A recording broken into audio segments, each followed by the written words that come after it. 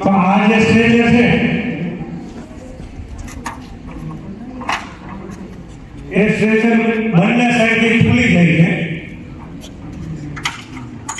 બરાબર. પછી કોઈ દર્દી છે તો એને આપણે આ રીતના કે પેલા પાવડાથી આપણે લઈએ એવી રીતના એને આ રીતના લઈ સ્પાઇન બોર્ડ પર લઈ અને અંદર એમ્બ્યુલન્સમાં લઈએ એટલે જેટલું પ્રેશર હોય એટલું એને પ્રેશર લઈએ, વધારે ઇન્જરી થતી નથી.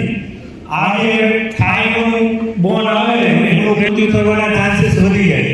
આપણે એને એમને ઉપાડીએ તો વધારે ફ્રેક્ચર થાય, તો વધારે બ્લીડિંગ થાય, એટલા માટે આપણે એના સ્ટ્રેચરમાં સ્પ્લિટ આવે, બરાબર. આનાથી આપણે એટલું ફ્રેક્ચર છે એટલું થાય એ પાર્ટ આપણે ઇમોબિલાઇઝ એટલે કે ત્યાંથી એ હલાય એ રીતના આપણે સ્પ્લિટ કરીએ એટલે એને જેટલું ફ્રેક્ચર છે એટલું ફ્રેક્ચર રહે છે, બરાબર. ત્યાંથી વધશે નહીં અને એને દુખાવો પણ ઓછો થશે, કારણ કે એનો હાથ આપણે સ્પ્લિટ લેવલને લઈએ તો હાથ મૂવ થાય એટલે એને દુખાવો વધારે થાય.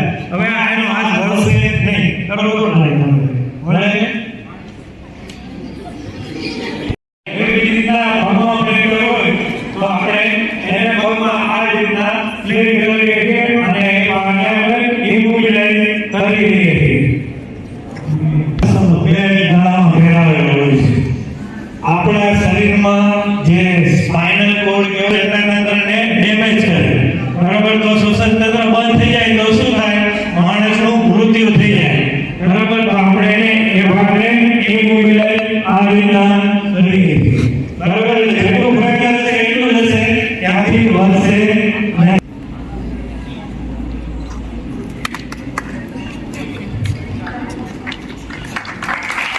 આ બહુ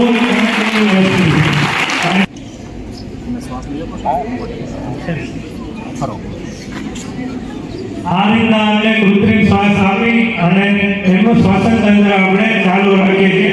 આગળ નળીથી ઓક્સિજન જનરેટ કરેલો હોય એટલે ઓક્સિજન એને ડાયરેક્ટ જેટલો જરૂર હોય એટલો આપણે આપી શકીએ, બરાબર. એટલે આપણે આ મશીન દ્વારા આગળ નળી કનેક્ટ કરી અને એના મોઢામાં કોઈ પણ સિક્રેશન હોય, વોમિટિંગ છે, એક્સિડન્ટ થયું હોય, માથામાં વાગ્યું હોય તો બ્લીડિંગ થતું હોય, આપણે એ બ્લડ આના દ્વારા ખેંચી અને એનો મોલમાં મશીન જોયું છે લાલ કલરનું કાચની અંદર પેક કરે છે. આને ઓટોમેટેડ એક્સટર્નલ ડિફિબ્રિલેટર કહેવાય, બરાબર. આનાથી આપણે કોઈ પણ દર્દી કે સ્થિતિમાં ધબકતું નથી. PASS પાસ મતલબ રાઈટ, પાસ નું ફૂલ ફોર્મ થાય છે એમની પોઝિશન બોલે તો કઈ રીતે એમની પોઝિશન છે એક્સિક્યુશન ઉપાડવાની, નોઝલને હેન્ડલ કરવાનું, રાઈટ.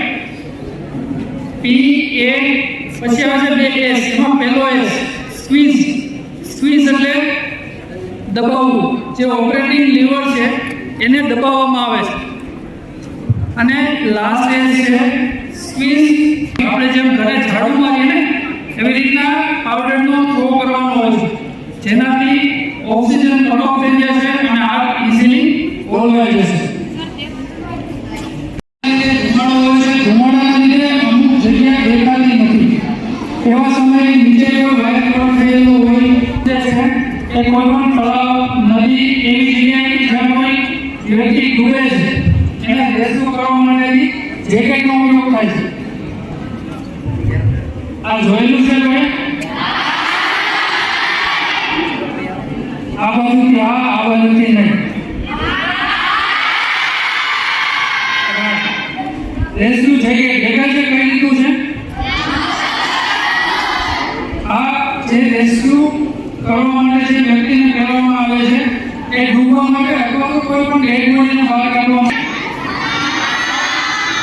આ રેસ્ક્યુ બે પ્રકારના છે, અત્યારે તમને દેખાતું છે. એક છે CO2 ટાઈપ અને એક છે APC ટાઈપ, રાઈટ. આ છે APC ટાઈપ, આ છે CO2 ટાઈપ. તો બધાને ક્વેશ્ચન થશે કે APC શું છે અને CO2 શું છે? યસ, CO2 मतलब કાર્બન ડાયોક્સાઇડ. યસ, CO2 એવી રીતના fire and accident basic equipment છે અને દરેક પોલની અંદર ફાયરના એક્સ નો યુઝ થાય છે.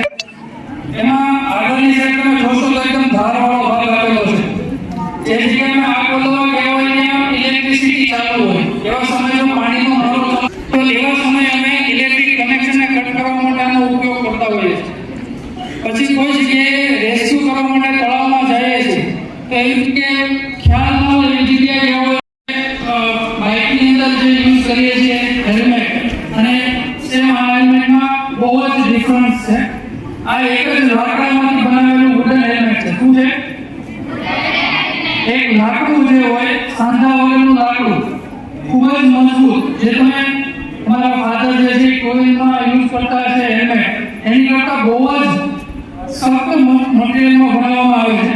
અને એની ઉપર અમારી ઇન્ડિકેટર લાઇટ હોય, સર્ચ લાઇટ જેને અમે કહીએ છીએ.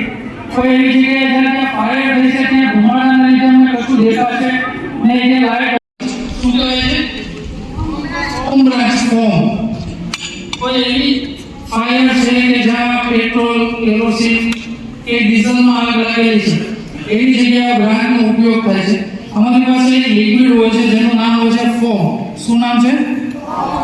ફોમ. બેઝિકલી વર્ક શું કરે છે તો આગમાંથી ઓક્સિજનને કટ ઓફ કરવાનું કામ કરે છે.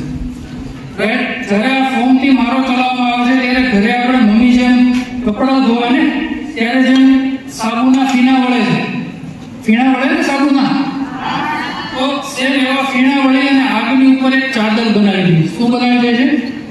એક ચાદર બનાવી દીધી છે. આગને ઓક્સિજન ના મળવાથી આગ વધવાઈ જશે. ક્લિયર? બરોબર.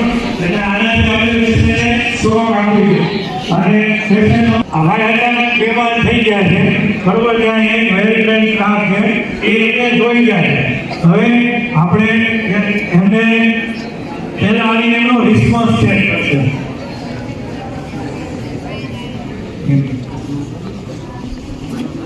સીધી જોડો દર્દીની અંદર નથી બેસવાનું. બરોબર. એનો રિસ્પોન્સ ચેક કરે છે. અત્યારે કોઈ રિસ્પોન્સ આપતા નથી.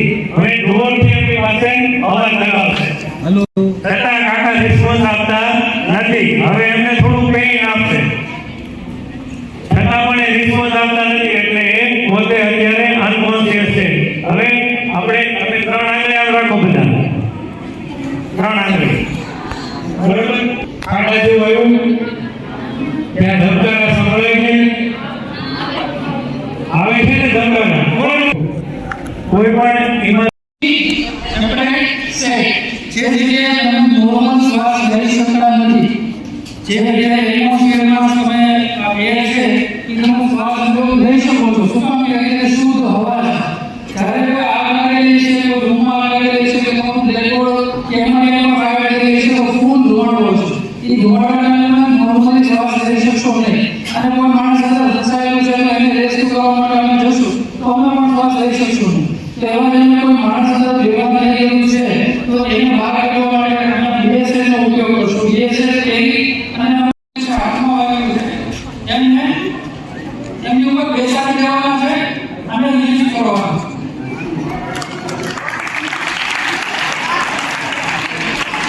એક જગ્યાએ બીજી જગ્યાએ આવવાનું લઈ શકશો અમે. એક જ હાથ. બેસી જાઓ. રાઈટ. આવો.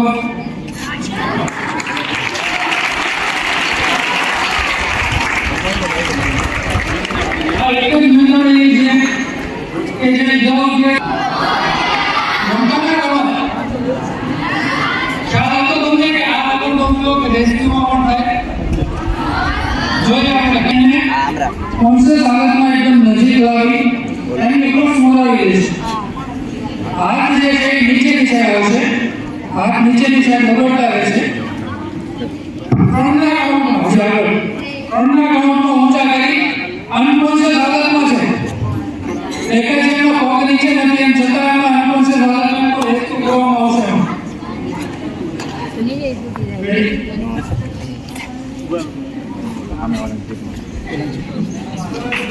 માણસ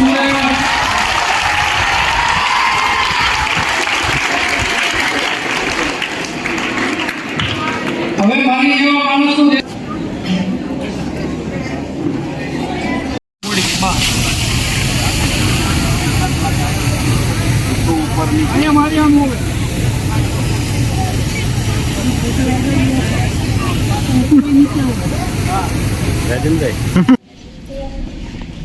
આગળ આવી બીજું સર્ચ કરવાનું છે. બેન વેલોની ઝીરો કરવાનો છે.